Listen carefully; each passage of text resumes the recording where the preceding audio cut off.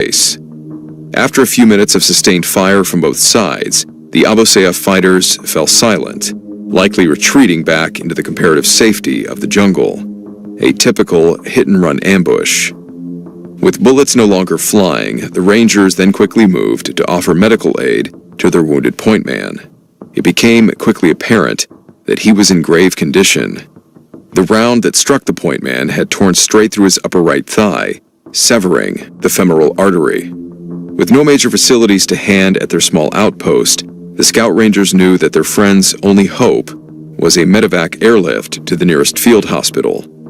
Radioing up a report before loading the wounded man onto a stretcher, while a new patrol was sent to guard the perimeter for any further attack, the first team withdrew to a spot 300 meters inside the wire, setting up an improvised landing zone and triage just outside a cluster of jungle trees.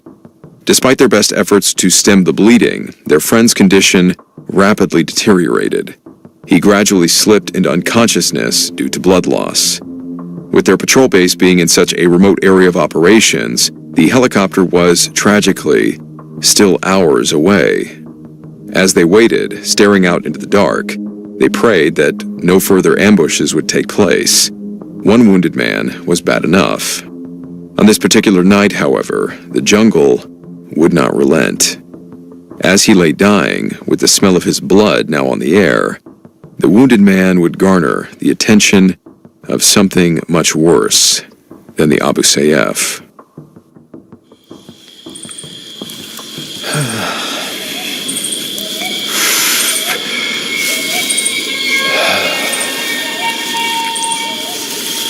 Hey? What the... Hey! Hey!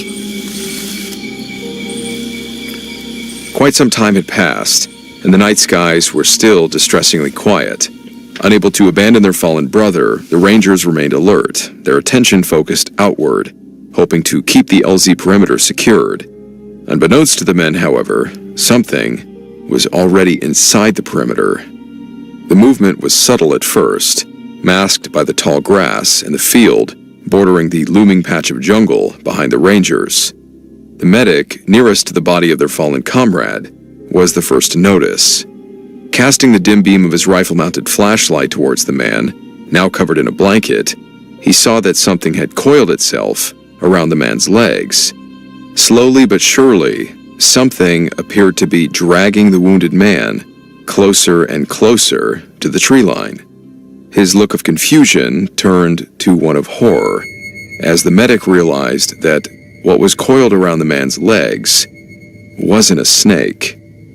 Maroon-colored and coated with a foul-smelling layer of mucus, what he was staring at was a grotesquely long tongue. Its owner, hidden in the darkness of the jungle, was clearly attempting to make a meal out of their fallen comrade. Now alerted to the bizarre situation, in the ensuing confusion, the Rangers had first thought the medic had seen some indication of a person hiding in the tree line behind them.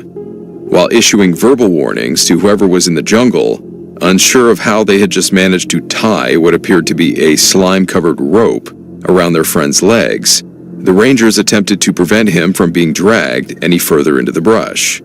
Slashing and stabbing it with their bayonets, with the soft ground underneath of it giving way, the Rangers found that the unknown material was seemingly impervious to being cut. Though it appeared slick and organic, its hypertensile strength was clearly incredible. Unsuccessful in their attempts to cut or remove it from his legs, their friend being dragged closer and closer to the jungle, the Rangers then gave up on shouting any more warnings and let loose with their weapons. The bullets quickly chewed through the dense jungle foliage, but by the time their magazines ran dry, the scouts realized that whoever, or whatever this was, it had no intention of letting go of its prey. His body soon to disappear through the brush line, with blades and bullets proving ineffective against the unseen threat, the Scout Rangers resorted to one final, drastic measure. The explosions of 2 grenades echoed through the night, slightly muffled by the jungle undergrowth. This, finally, seemed to ward off the mysterious assailant. the strange appendage immediately uncoiling itself from around their comrade's legs before hastily being drawn back into the jungle. Shaken and on edge, still believing this was some kind of enemy attack, the Scout Rangers were certain that the enemy would open fire at any moment.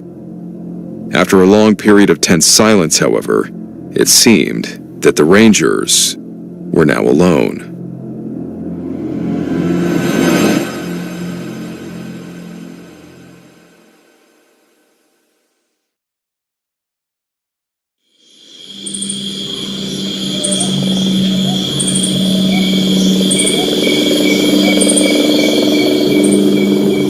Their attention now drawn to the sound of an incoming helicopter, the medic realized that, sadly, their friend had already succumbed to his injuries. The long-awaited medevac chopper had arrived, only to now transport the lifeless body of the fallen Scout Ranger. With dawn fast approaching, the remaining 6 men returned to the compound, eager to relay the specifics of what they'd encountered to their commanding officer. While the after-action reports written by their captain covered the perimeter ambush and subsequent casualty in great detail, the strange ordeal that took place at the improvised landing zone was ultimately omitted. Some of the Rangers, as odd as the situation was, felt confident in some sort of rational explanation, determined to believe it was a snake or some unknown insurgents. Others, however, knew what they had seen. They could not shake the thought that they had encountered something truly unnatural. Something that was clearly not a myth. An Aswang. On a pragmatic level, an encounter with an unusually brazen python seems to be the only viable substitute for what was described in this account. In the dead of night, with what he described as dim, weapon-mounted flashlights to cut through the darkness, their nerves rattled by recent combat, could the tongue, described by the Rangers, simply have been just that? To further cement this theory, reticulated pythons, among other large snakes, have been known to drag their prey to concealed dens before eating. Perhaps, feeling exposed in the open field, the snake attempted to drag the body into the jungle before the Rangers cut its plans short. There are, however, clearly elements in this theory that don't quite add up, namely with regard to the physical characteristics of the creature, namely its tongue, as relayed by the scout who witnessed the event. Surely the Scout Rangers, well-trained and versed in all the natural perils of the jungle, would be able to quickly identify such a distinct animal. Whatever this was bore a distinct maroon color, unlike any known python, and was reportedly covered in a viscous layer similar to mucus or saliva.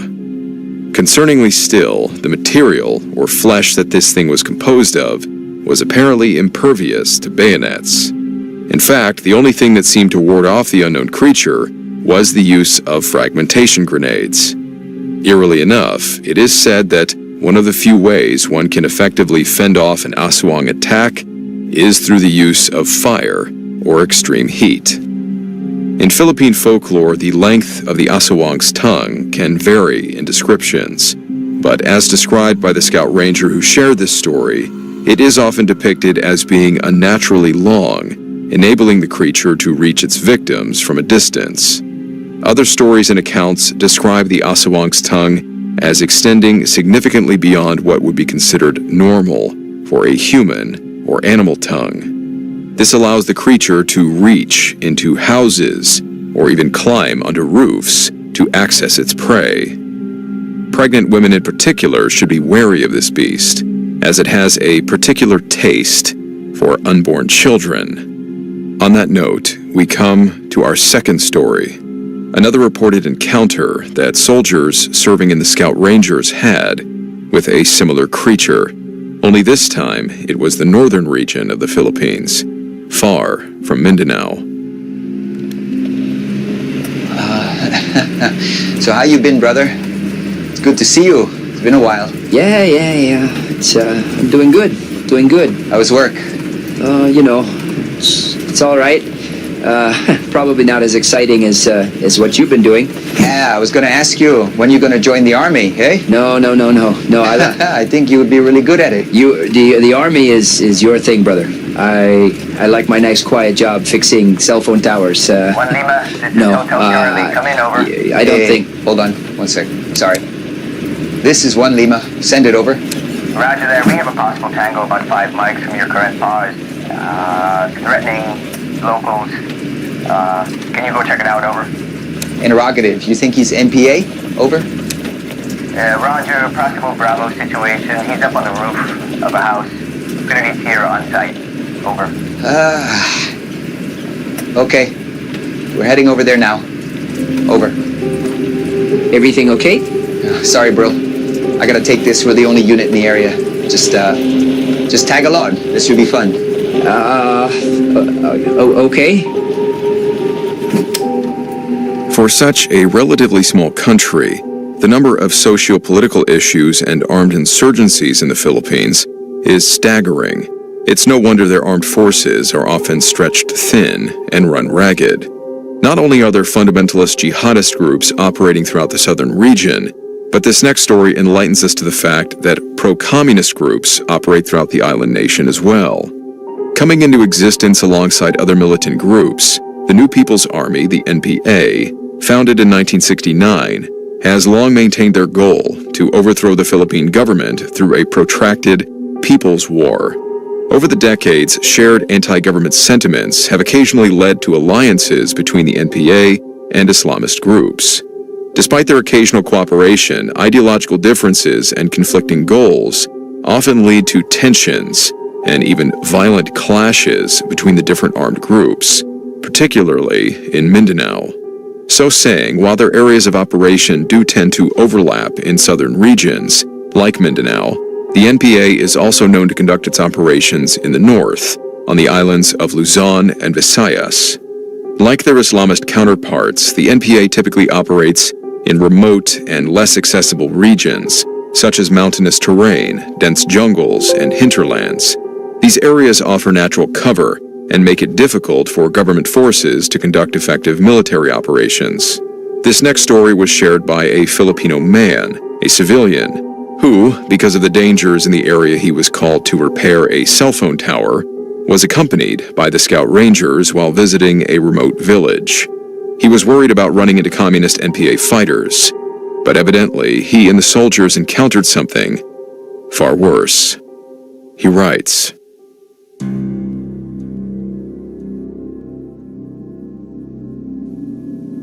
"Out of all my paranormal experiences, this is probably the most compelling I had, simply because I was not alone when this happened, and I was not with just the average kind of people either. I'll put in as much details exactly as I remember them. To protect the persons involved, I will change their names. I also cannot state the name of my company, but it is one of the largest telecommunication companies in the Philippines, which is synonymous to world. I currently work as one of the senior IT network and server engineers there. I usually get assigned to work on priority repairs on various cell sites and server data center sites, mostly in far-flung provinces. This happened in mid-December 2016 in Nueva Vizcaya, a mountainous province in the northern region of the Philippines. It was a priority service call, Severity 1, the highest of priorities where even the CEO of the company receives status updates, since the cell site in question also services various military communications devices. As soon as I got to the office, I was dispatched immediately, carrying with me the various equipment to replace the existing ones at the cell site. It was a 6-hour drive north of Manila. I was asked to go to a specific meeting point in the town nearest the cell site to rendezvous with my escort, an 8-member team from the Philippines 1st Army Scout Ranger Regiment. The area of the cell site is a place where the local communist movement, the New People's Army, NPA, is highly active. Apparently, the NPA carried out an operation earlier in the morning of that day, which is what caused some of the equipment to be damaged. The scout team was actually led by one of my former high school classmates. I'll call him Lieutenant Ramirez. He specifically asked for me, knowing that I worked for the telco. He had his men transfer the equipment to their truck, and we began to travel to the cell site. It was already dark by this time. I also, during the long uphill ride, First Lieutenant Ramirez and I did some catching up when they received a call. I don't understand military speak, so I could not tell exactly what was being talked about, but he updated us accordingly, saying that a village on the way to the cell site requested assistance with a possible NPA member harassing a household. Apparently the man was up on the roof of this house and he was still in the area. Being the nearest, First Lieutenant Ramirez responded that his team will be handling it, so instead of continuing to the damaged tower, we drove towards the village mentioned, now with our headlights turned off. The countryside, especially the poorer places, are very dark. Soldiers aren't allowed to smoke at night in places like this, since the light from their cigarettes could be clearly seen, even from a distance, giving away their position. It was that dark here. I was hesitant to be riding along, since I'm not exactly a soldier, but Ramirez brushed it off, saying it would be a good chance for me to become a soldier for at least one night. First Lieutenant Ramirez, I can say, is a battle-hardened junior officer. He's been to a number of dangerous situations before, fighting in many encounters, both high-profile and low-key. He's the type to jump in quickly, then ask questions later. That's how he's been ever since we've been kids. Very cocky individual, but not entirely without cause.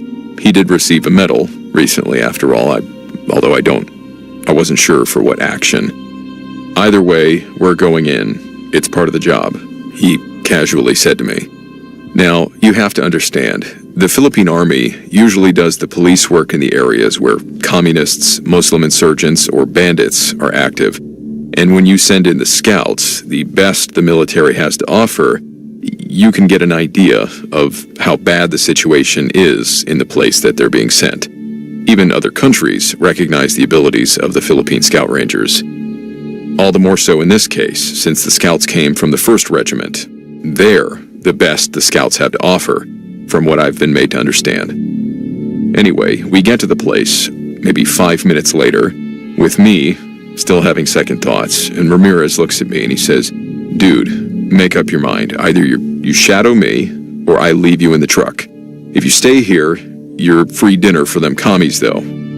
I can't spare a babysitter for this one." So he made the choice easier for me. I had no plans of being abducted that night, and I was pissing myself already. I'm not cut out for this danger stuff. I just wanted to repair the cell site and go home.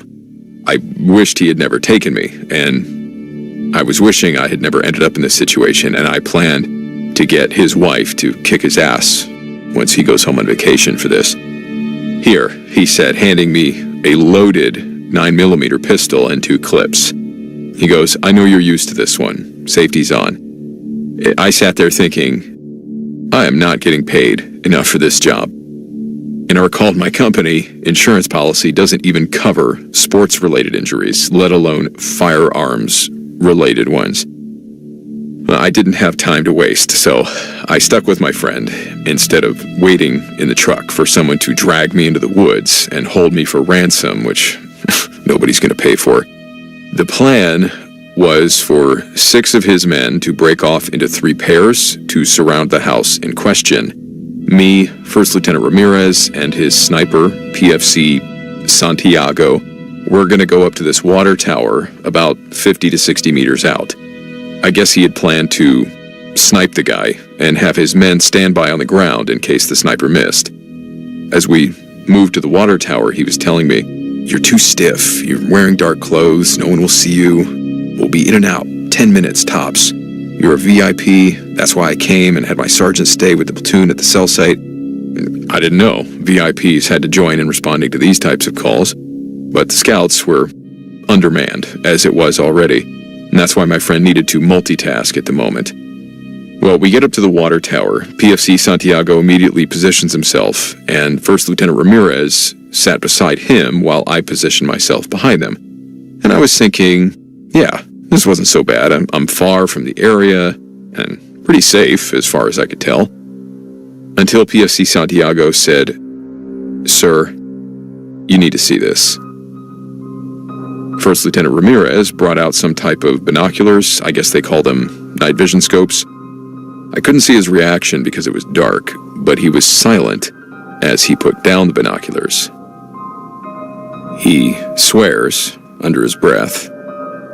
He then turns to me and asks me to look in the direction, and he pointed and asked me to tell him what I see. Of course, my initial concern is that there were more NPA soldiers and that we were outnumbered. A reaction like this from a seasoned scout didn't exactly paint a nice picture in my mind. But what I saw was definitely something that will probably haunt me for the rest of my life.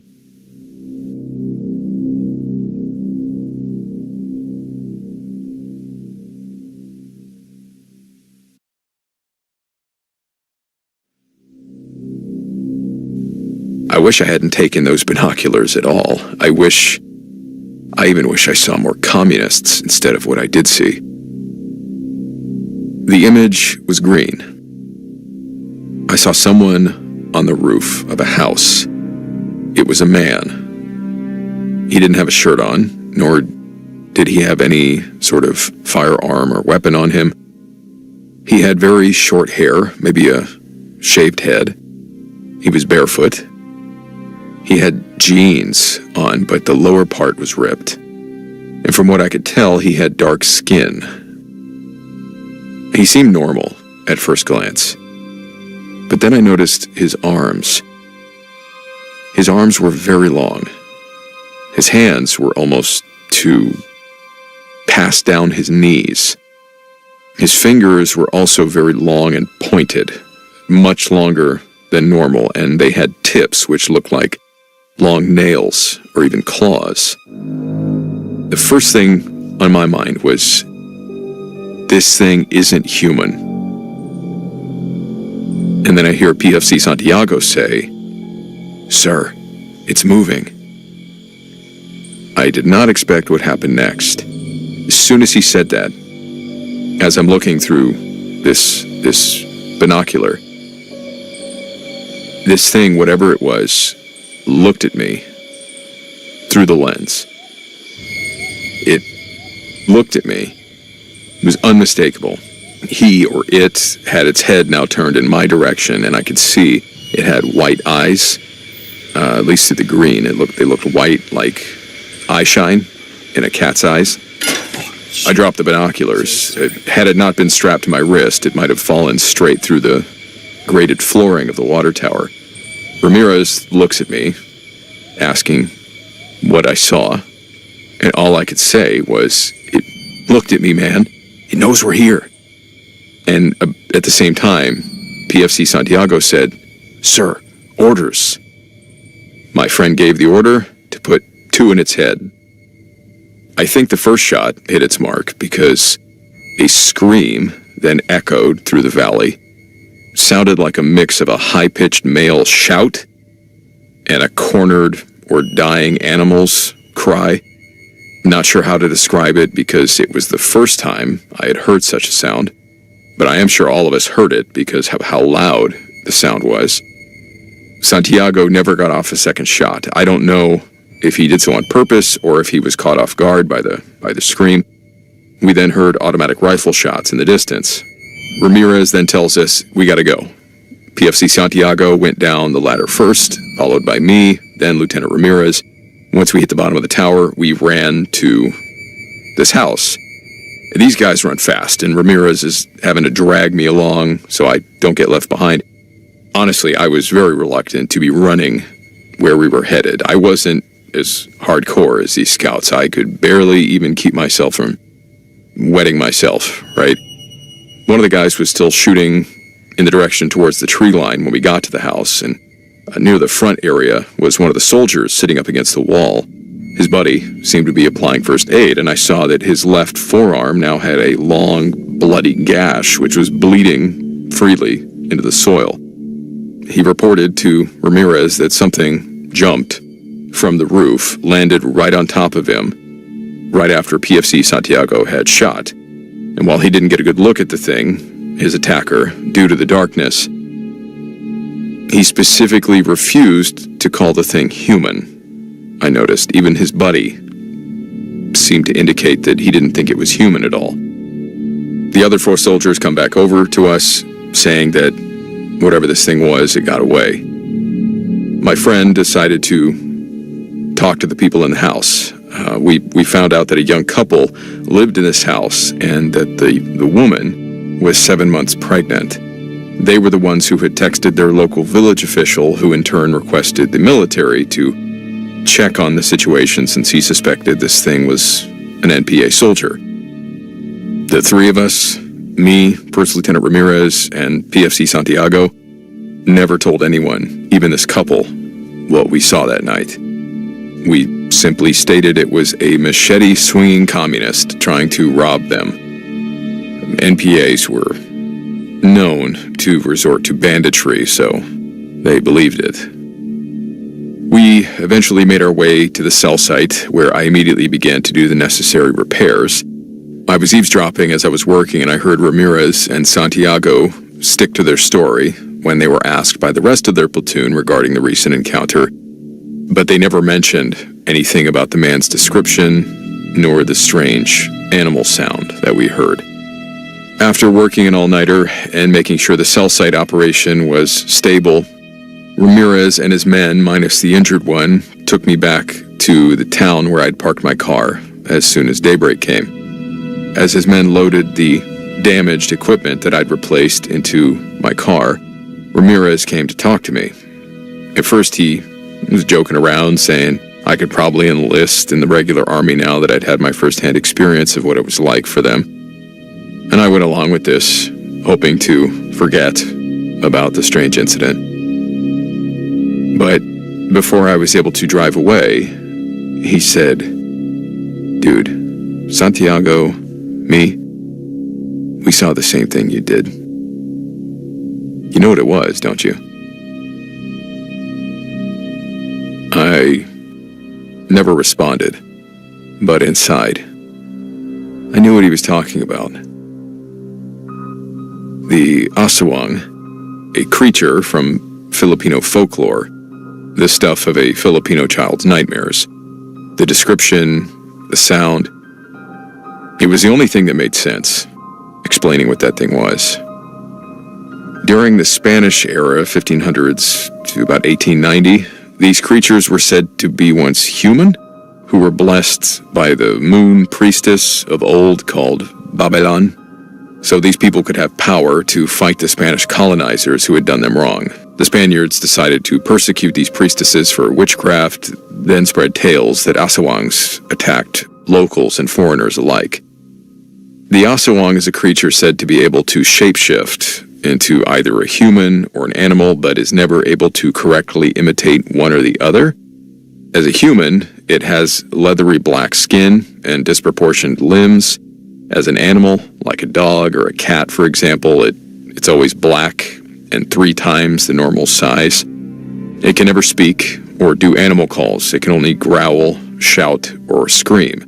They usually eat the flesh of recently deceased humans and animals, but also have a preference of targeting very ill people or pregnant women.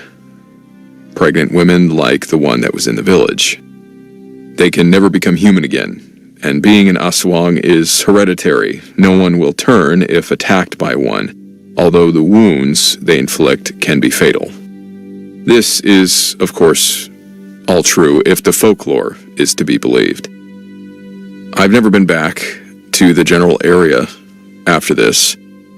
First Lieutenant Ramirez and his whole team were recently dispatched to the south to deal with the ISIS terrorists there. And before he left, before writing this, I asked him about that night. It's hard to imagine a soldier of his caliber believing in those kinds of tales. And I find it even harder, as I write this, to believe what I saw was real. But no matter how hard I try to come up with an explanation, I couldn't come up with anything else other than the legend passed down, by our forefathers. One of the last things Ramirez said to me was, "I told you before, you and I both know what that thing was." And then he said, I go with what I see. And oftentimes, I don't have the luxury of time to doubt whatever's in front of me. I don't know if I'll ever know the truth. I don't even know if I want to.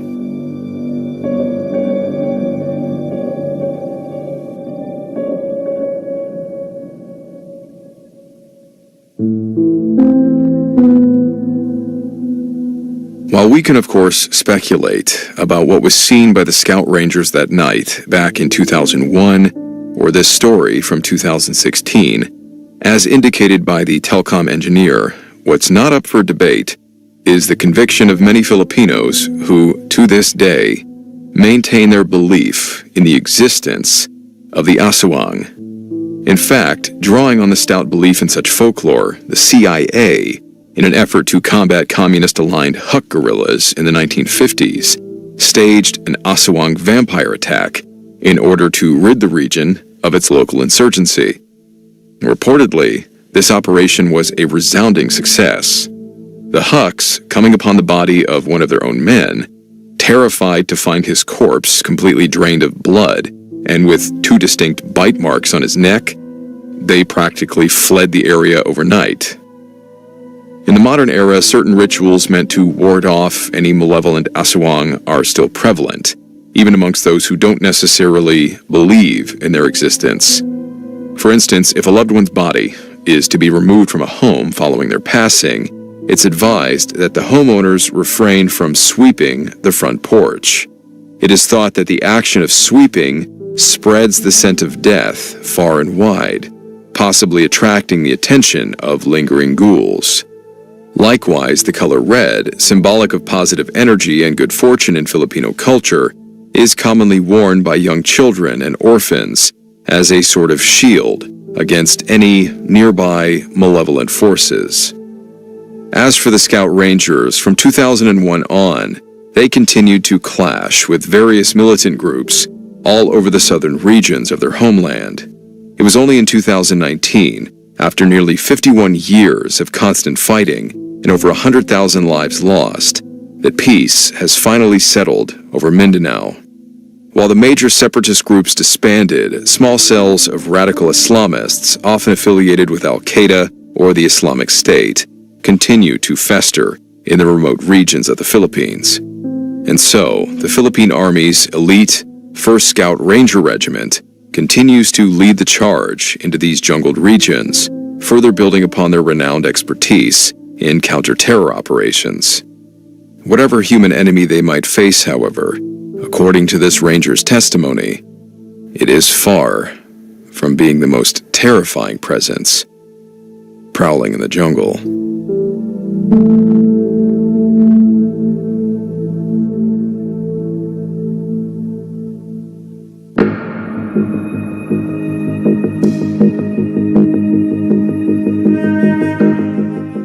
Hey guys, thanks for sticking around here for the after action and the credits. This episode was first released as an exclusive on the podcast, and so I've had some time over the past few months before it actually became a YouTube episode to ask people that I've met, specifically those who are coming from the Philippines. I have several Filipino friends, and I've had the opportunity to just bump into and meet several others in the last few months. All of them being originally from the Philippines, at least living some part of their childhood in Luzon or some other part of the Philippines. And the immediate question I had for them was, is it true that all Filipino children are told these kinds of stories or are at least aware of the aswang and its existence? And unanimously, every single person I asked said yes.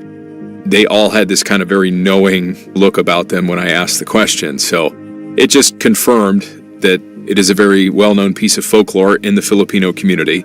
And at least some of the Filipinos that I talked to regardless of their religious background, were very insistent that these things are real, or that the people who have seen them are very adamant.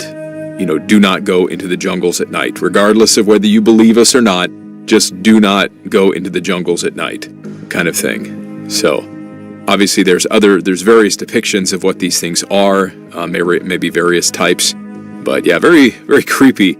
Again, just one of those interesting things. You read a story and then you start to ask around, and it turns out that yes, this isn't just a creepypasta on the internet. These are real stories that people are telling based on their experiences. So make of that what you will. Thank you for listening. Thank you for watching. Thank you for subscribing, for leaving a comment, a like. As always, a huge shout out to both my Patreon and YouTube supporters and anybody who supports the channel through purchasing a t-shirt, merchandise, something like that. Your support has gone a long way into helping build this channel into what it is. Thank you for the continued support. We are going to continue to work hard throughout this year to bring you even more content. With that being said, may God be with each and every one of you, no matter what you are dealing with, and I will see you in the next episode.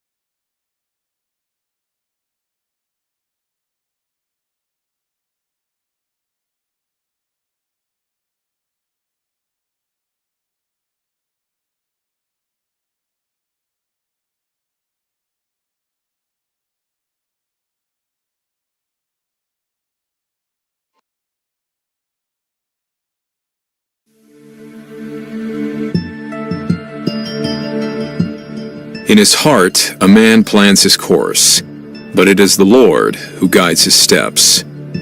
If an unseen power can guide a man's steps, do we think this verse from the book of Proverbs would include stopping a trigger from being pulled when the gun was facing the wrong man?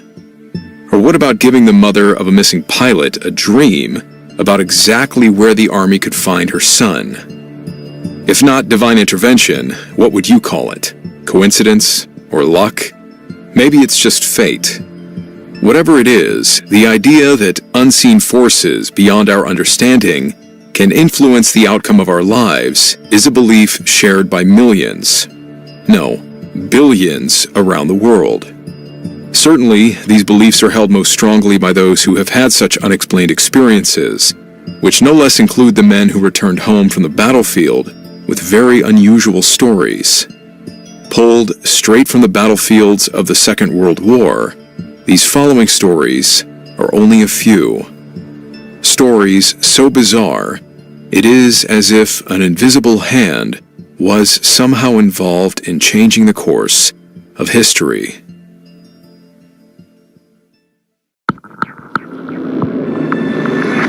The mist which hangs before you offers you a choice. To pass through Or to escape. Beyond it are Stories which defy the explanation and fly in the face. of what we know to be real. It is a void of both reality and impossibility. Of both fact And superstition. You alone are left to discern what to believe as you pass through what we call fog. war.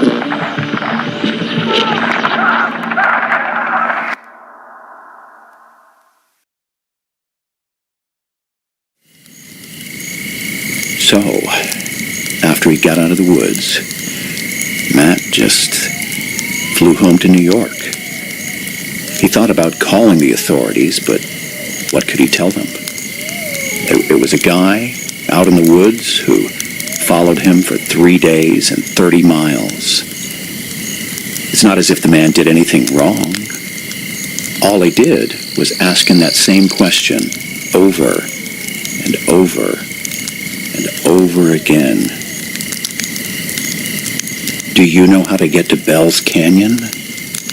Oh, that's scary, Uncle Jack. Wow, I don't like that story. Oh, those coyotes have good timing. What about you, Dad? Do you know any scary stories? Scary stories? No. No, darling, well, come to mention it. There is something that happened when I was in France. Not really a scary story, but just something I've never been able to explain. So, I've told you girls before that I served with the Royal Lancers during the invasion of Normandy. This first story was shared with me a while back by one of your fellow listeners, Kat. In it, she recalls a peculiar memory from her childhood in which her father, a British Army veteran of the Second World War, shared a strange story from his time fighting in France. Kat, if you're listening, I hope he did your father's story and his service justice. The story begins with Kat and her family taking a trip to meet up with some friends at their cabin in Arrowhead, California. As the sun dipped below the horizon, they all gathered around the roaring campfire and engaged in the time-honored tradition of telling scary stories. When Kat and her sister asked their dad if he had any spooky tales of his own, the Army veteran fell silent, now deep in his own thoughts. While it wasn't a ghost story, he said that there was something that happened during his time in the Army that had baffled him for many years, something he just couldn't explain. This came as a surprise to the two girls. Like many veterans, their father rarely spoke about his experiences during the war. They knew he fought in the Normandy campaign and across Europe with the British Royal Lancers, but other than that, they knew very little about his service. Overcome with curiosity, the two little girls hung on their father's every word as he told the following story.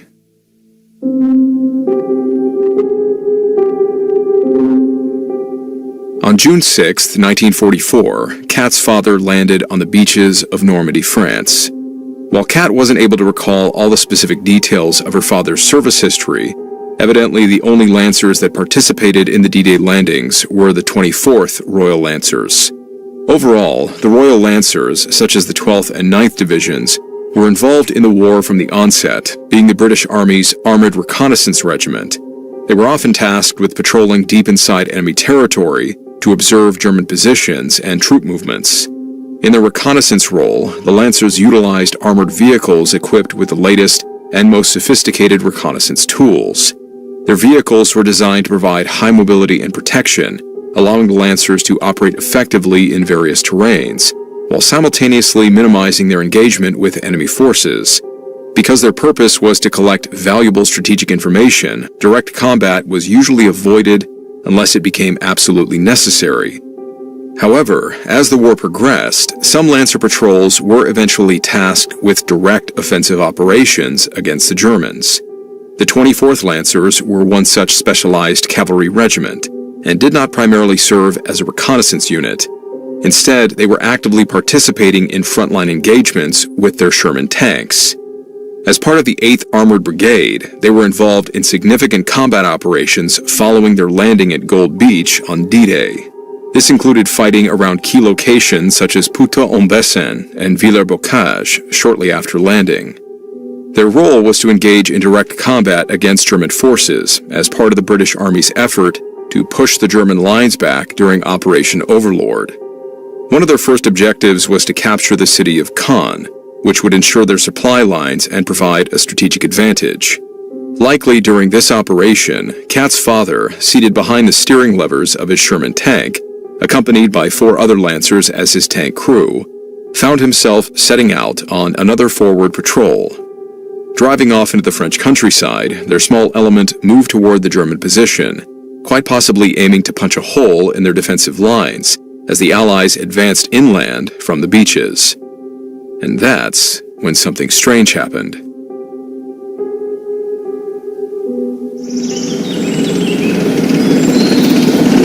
Forest is a nice change. Never liked the beach much. Even less now. Don't think I'll bother with it once we get back home. If we get back home. Always the optimist, aren't you, Robert?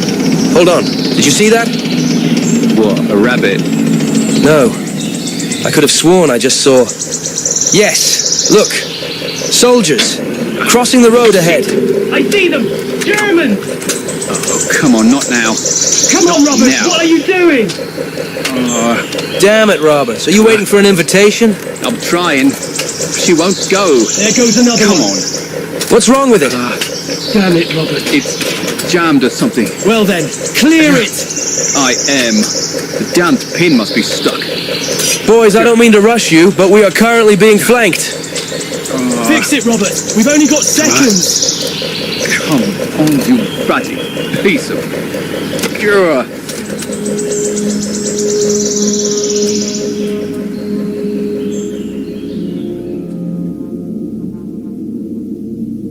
At some point during their patrol, being the lead vehicle, Kat's father suddenly noticed movement ahead of them. The Lancers held their breath as they watched several men begin darting across the road, one by one. There were no other friendly units this far forward. These were enemy soldiers, and it looked like they were now moving to flank the Lancers' position for an ambush. The tank's gunner made a fast decision, turning his machine gun to face down the road, hesitating only for a moment before squeezing down on the trigger. But nothing happened. Suddenly, at some distance up ahead, they spotted enemy troops going across the road, one at a time, moving from cover to cover. When they turned the gun on them, it strangely wouldn't work. The gun didn't appear to be jammed, and none of them could figure out why it didn't fire. They kept trying to shoot each time they saw someone jump across the road, but the gun continually refused to fire. Kept checking the gun, couldn't find anything wrong. Meanwhile, these enemy troops kept moving down the road from them, which they could only watch until the entire unit had crossed. While Kat's father and the other men worked on getting the gun fixed, the enemy troops thankfully seemed to have left the area. No ambush ever came. For their own safety, the Lancers were under orders to maintain radio silence during the operation. At the time, not only could the enemy eavesdrop on their communications, but the Germans had demonstrated their ability to target Allied radio transmissions, triangulating the positions of transmitting units and launching attacks on them. For the time being, unable to call back to headquarters for further guidance, and despite having already encountered the enemy, all the Lancers could do was continue to push forward. Confused about why the gun wasn't firing, having found nothing wrong with it, the gunner cleared the chamber, reloaded the belt of ammo, and rechambered a new round. He decided it was best not to fire it and risk exposing their position, but waited for a chance to test it. Sometime later, he got his chance. A couple hours after this, they were attacked by the enemy. There was a German sniper who was up in a tree. They turned the gun on him, and bam, it worked just fine. They had no idea why it had not worked earlier in the day. Later on, either that night or the following day, they made an interesting discovery. Those enemy troops jumping from cover to cover, they were not enemies. They were us, our guys, British troops. For whatever reason, either they were not where they were supposed to be, or it was simply a communication breakdown, but my father's unit had no way of knowing that they had been trying to fire on their own guys. There was never any explanation as to what was up with the gun, but as far as I'm concerned, somebody intervened that day. I'm a bit unfamiliar with military terminology, but I do know what the term friendly fire means. These guys escaped getting hit by it, and my father escaped having the deaths of his comrades on his conscience for the rest of his life.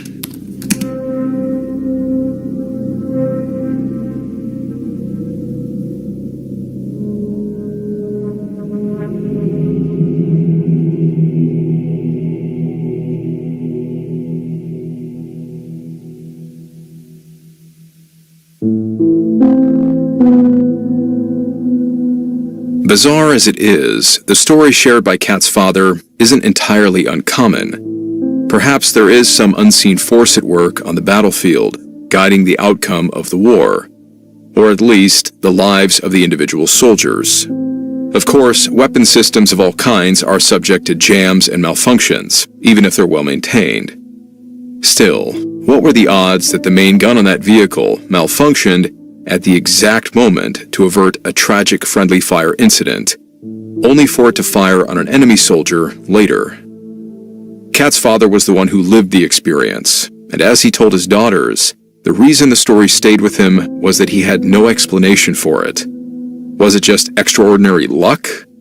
Or did something else choose to intervene that day?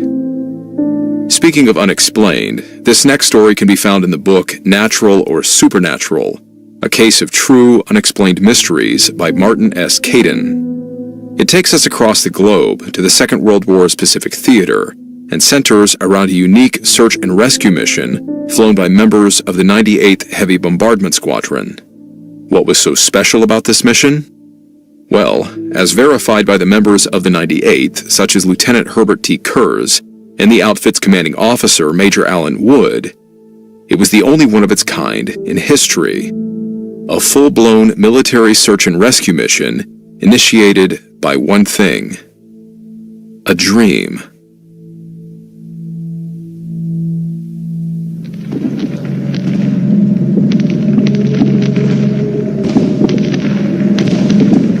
All right, we just made our turn for the IP, so let's go. Pilot to Bombardier, ship is yours. Take us in. Bombardier to pilot, my ship.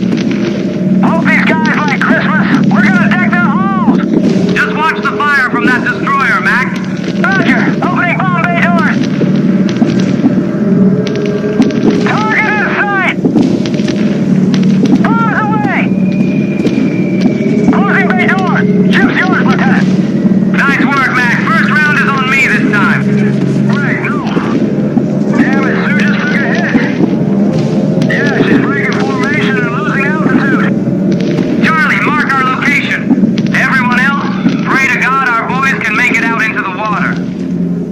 As long as we can pick them up first. On the night of January 20th, 1944, 13 B-24 bombers of the 98th Heavy Bombardment Squadron took off from the island of Tarawa, making their way through the night towards the Japanese-held Vocha Atoll. By this point in the war, American efforts to push the Japanese out of the Marshall Islands chain were in full swing. The night's raid was just one of many aimed at disrupting Japanese logistics in the region. As the bombers approached the small island, they were greeted by a barrage of anti-aircraft fire. But while lighting up the night, it did little to deter them. Japanese air defense capabilities were somewhat of a joke to the American aviators. While the enemy gunners always put up a stiff fight, their outdated weapons usually meant that their gunfire was wildly inaccurate. But not every shot was a guaranteed miss. As the bombers went in for their attack run, Japanese fire managed to strike one of the B-24s, causing significant damage to two of its engines.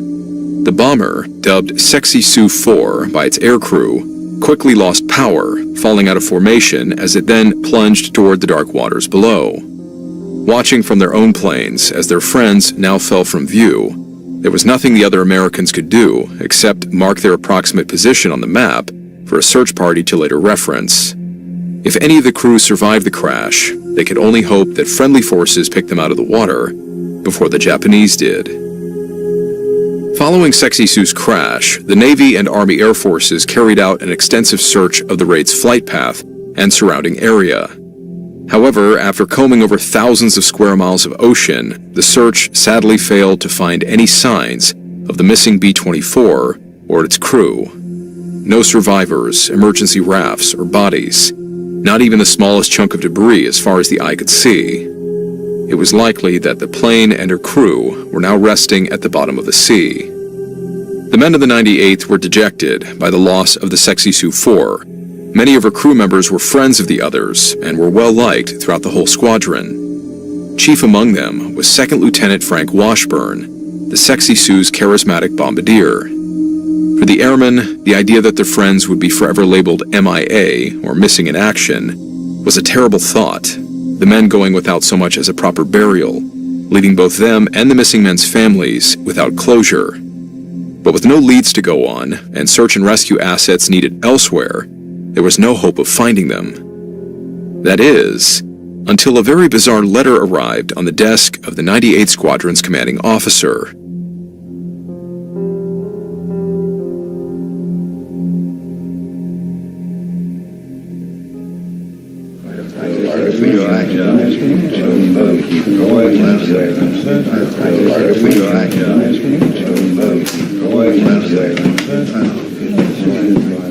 Afternoon, gentlemen. Thank you for coming on such short notice. Of course. What's the word, sir? I have a letter here from the mother of Staff Sergeant Hibbert, who, as you know, is currently missing, along with the rest of Sexy Sioux 4's crew. Now, I'm going to read to you what she sent to me, and, well, I'd like to hear your thoughts. On behalf of my son, Staff Sergeant Alan Hibbert, dear sir, I know that this letter may be received long after you have given up looking for my son. I also realize how strange this letter will sound, but I assure you, I am writing in earnest, and the contents of this letter are not meant to persuade you emotionally. I am of sound mind, as sound as any mother can be under the circumstances. I received notice of my son's plane going down on January 29th. A few weeks after the loss of the Sexy Sioux, the American campaign in the Marshall Islands was picking up steam. It was now February 1944, and the fall of the Kwajalein Atoll to American forces meant the Japanese had lost a significant air and naval base in the region. With the enemy gone, the 98th Squadron moved in, setting up a new base of operations from which they could launch raids deeper into Japanese territory. There was a lot of work to do, but few men in the 98th were busier during this time than the unit's commanding officer, Major Allen Wood. As he willed his way through the fatigue and stress of reorganizing the entire squadron, an unexpected distraction arrived in the form of a curious letter. Unlike the many sealed envelopes he usually received, this one wasn't stamped with any sort of official military or government seal. It was a personal correspondence addressed to him by the mother of Staff Sergeant Alan Hibbert, one of the men aboard the bomber that had been lost in the raid over Vacha Atoll. As the major opened the envelope and began to read its contents, the words written by Hibbert's mother left him speechless. Not knowing what else to do, he called an impromptu meeting with a handful of his most trusted flight officers, hoping that they could make some sense out of what he had just read. In the group was a young pilot by the name of Lieutenant Herbert T. Kurz. Many years later, he recalled the bizarre scene. Major Wood informally called together several officers, including myself, and read a letter to us that had come from the mother of one of the enlisted men that had been aboard Hopkins' plane. I remember that the man had been from New England. She described a dream that she had, that the plane her son was on had gone down, but that he was alive on an island called Leh, which she dreamed was in our area of operations. Major Wood was puzzled by the letter and wanted some suggestions and ideas about what to do. We checked the maps we had available, but couldn't find any Leh in our area. After listening to the mother's letter, the officers were left every bit as baffled as their CO. They had flown countless hours over the Marshall Islands and studied numerous maps, but none of them had heard of a place called Leh. And even if the island did exist, what were they supposed to do? Fly a dangerous mission into enemy territory because of a mother's dream? But in spite of their better judgment, the officers were intrigued. They all had an uncanny feeling that there was something more to this strange premonition. Something about the vivid details of the dream. She seemed so sure in the way she wrote. It wasn't desperation. It was absolute certainty. American pilots tended to be a superstitious bunch, and maybe it's just the fact that they still held out hope for the lost crew. If there was even the slimmest chance that they could find their missing friends, alive or not, they were going to take it. But before any search missions could be flown, they needed a destination. They had to verify if the island of Ley even existed. The unofficial task of locating the supposed island fell to the 98th Squadron's lead intelligence officer, Lieutenant John Gartland. In what little time he had between planning legitimate operations, Gartland pored over every map of the Marshalls he could get his hands on. However, even the most highly detailed maps provided by National Geographic made no mention of an island named Ley. Just as his resources were beginning to dry up, Gartland found a map that had been issued by the U.S. Navy in the months leading up to the American offensive. Even in the boiling humidity, a chill crept down Gartland's spine when he saw it, a small speck of land that all the other maps had failed to show. There it was, 260 miles west of Vatcha, a tiny atoll called Ley. As it turned out, the Navy was well aware of Ley's existence, having conducted observations of the atoll while planning their push into the Marshall Islands.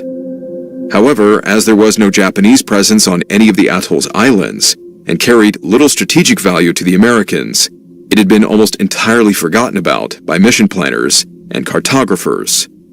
It seemed impossible that someone like Staff Sergeant Hibbert's mother could have known about it. When news of Ley's discovery reached the men of the 98th, their shock was shortly overcome by a renewed sense of hope. Their friends might still be found.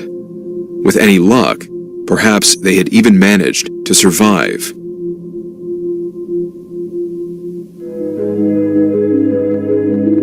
On paper, the search mission over Ley would be a reconnaissance flight meant to investigate a possible Japanese landing on some of the other small islands. Of course, the 98th knew that Ley contained no enemy presence, but their higher command wouldn't be so keen to put their crews and aircraft at risk because of a supernatural hunch. Still, however ridiculous it might have seemed at the time, the men aboard the two B-24s slated to carry out this mission probably had no idea they were about to carve out their own unique chapter in the history books. Recounting the event, an intelligence officer by the name of Arthur K. Dutch Harold was quoted as saying, "On June 10th, 1944, Lieutenant Leland A. Bates and Arthur H. Peterson, attached to the 98th Squadron from the 42nd Squadron, performed what is believed to be the only photographic mission on record, flown over an area not considered a target, and which was mounted solely on the basis of a mother's dream." As the two bombers approached the small atoll, they readied their cameras, snapping dozens of photos in a series of flybys. As they cruised over Ley's collection of sandbars and small islands, the men aboard the bombers didn't notice anything out of the ordinary. To them, it was just another speck of empty sand in the Pacific. However, their cameras told a different story. What they saw in the photos was beyond explanation. In a small clearing on the island, analysts were able to detect what appeared to be a small lean-to structure erected from tree branches and palm leaves, an improvised shelter. While all previous Navy reports insisted that the atoll held nothing but a small indigenous population, it now seemed likely that someone else was on the island. The 98th wasted little time in handing the photos and reports over to the Navy, which quickly organized a search party. As sailors then prepared to make land on Ley Atoll, the airmen anxiously waited for news from the search. Eventually, the Navy would send back a report, and what they found on Ley was nothing less than haunting.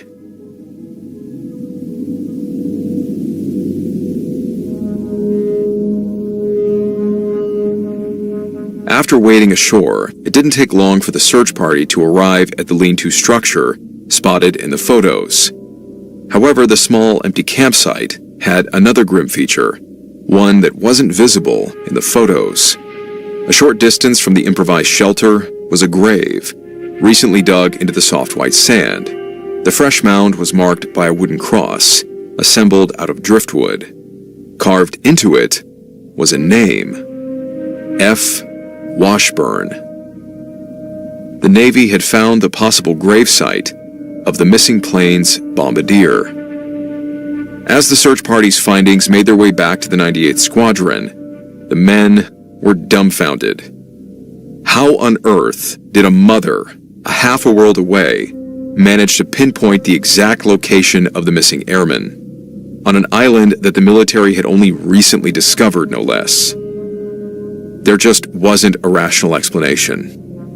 But where were the other men? Frank's grave had been found, so who buried him? There was no sign of the others.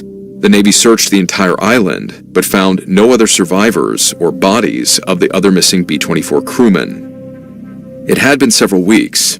Did they give up hope of being found and leave the island? But how? And where were they trying to go? Or, as the men in the 98th feared, had the Japanese gotten to them first?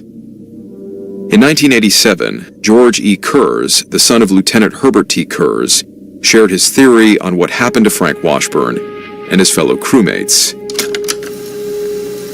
By a miserable stroke of fate, Sexy Sioux 4 was hit by the meager and inaccurate anti-aircraft fire from the ship in the Vacha Lagoon. Regardless of the reason the plane crashed on the island or possibly in shallow water nearby Vacha, it did not explode or burn immediately on impact, and most of the crew survived the crash.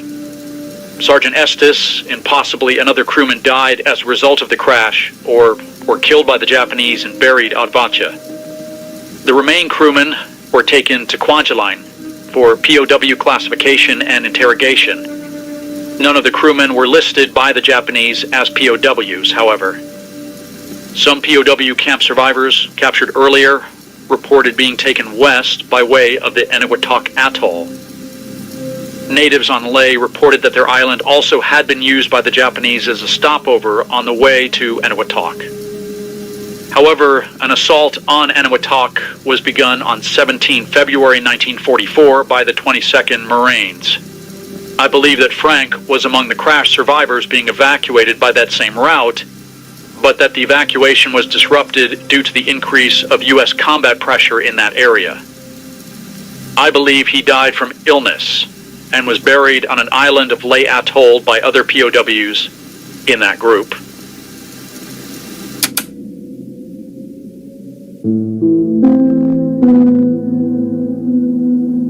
While Kurz's theory is reasonable, plenty of mystery still surrounds the missing crew of the Sexy Sioux 4. What's especially confusing is that the Navy didn't appear to either exhume the grave found on Leh or mark it for future recovery efforts. While the grave markers seem to plainly indicate the final resting place of Frank Washburn, for some reason the Navy didn't verify it was actually him buried there. Why?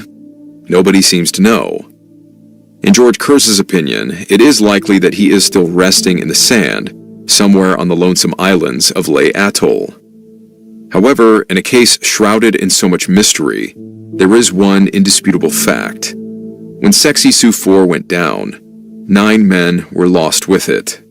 First Lieutenant Charles E. Hoppy Hopkins, First Lieutenant John K. Munsey, Second Lieutenant William P. Rowe, Jr., Second Lieutenant Frank J. Washburn, Tech Sergeant Lorian A. Llewellyn, Staff Sergeant Alan Hibbert, Staff Sergeant Eugene S. Gerzenda, Staff Sergeant Orville E. Estes, and Staff Sergeant Sam A. Belfiore. In January 1946, their status would be changed from missing to killed in action, with each of their names presently enshrined in the Courts of the Missing, a series of stone walls within the National Memorial